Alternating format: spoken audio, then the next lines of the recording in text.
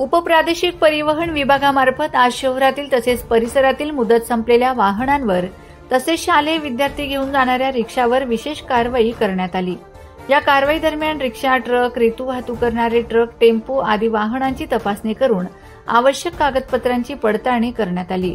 अवैध विद्यार्थी वाहतूक करणाऱ्या रिक्षांवर तसेच मुदत संपूनही वाहनधारकांनी परवाना, विमा अद्ययावत न केल्याने वाहनांवर दंडात्मक कारवाई करण्यात आली। या कारवाईत 67 शालेय विद्यार्थी घेऊन जाणाऱ्या वाहनांवर तसेच इतर 15 वाहनांवर जप्तीची कार्यवाही करण्यात आली असल्याचे परिवहन विभागाकडून सांगण्यात आले। परिवहन अधिकारी यांनी सांगितले की मुदत संपलेली व कागदपत्रांशिवाय रस्त्यांवर धावणारी वाहने रस्ते अपघातांना आमंत्रण देतात। नागरिकांनी कायद्याचे पालन करणारे तसेच संपूर्ण वाहन सुव्यवस्थित असण्याचे तपासूनच विद्यार्थ्यांना त्या वाहनात पाठवावेत। या कारवाईत परिवहन विभागाचे निरीक्षक व कर्मचारी वर्ग उपस्थित होते। पुढील काही दिवस ही मोहीम अधिक तीव्र करण्यात येणार असल्याची माहिती मिळाली आहे। उपप्रादेशिक परिवहन अधिकारी उत्तम जाधव यांनी सांगितले। आज उपप्रादेशिक परिवहन कार्यालय नंदुरबार या कार्यालयाच्या वतीने एकूण 4 स्क्वॉड आणि 20 अधिकारी मिळून आम्ही आज सकाळी नंदुरबार शहरामध्ये अवैध विद्यार्थी वाहतूक करणाऱ्या वाहनांवर तसेच अवैध प्रवासी वाहतूक करणाऱ्या वाहनांवर व रेती वाहतूक करणाऱ्या वाहनांवर एकत्रित कारवाई केलेली आहे।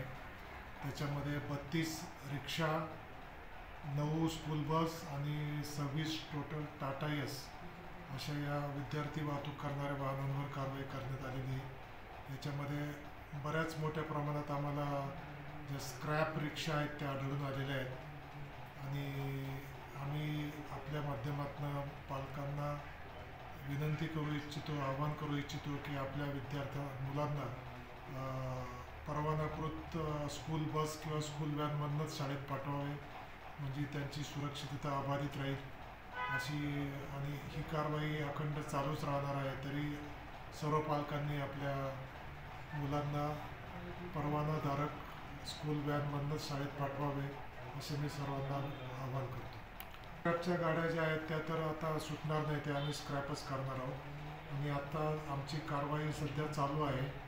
ज्या गाड्यांचे कागदपत्र ओके आहेत त्या वाहनं आम्ही दंड घेऊन सोडणार आहोत आणि ज्या वाहनांचा अजून दंड भरणं बाकी आहे अजून आमची कारवाई चालूच आहे आणि ज्या वाहनांकडे काहीच कागदपत्र नाही आहेत ते वाहनं आम्ही स्क्रॅप करणार आहोत। ते अखंडित चालूच राहणार आहे कारण की आपल्याला माहीतच आहे 9 तारखेला आंबेबारी घाटामध्ये विद्यार्थ्यांना घेऊन जाणाऱ्या बसचा अपघात झालेला आहे।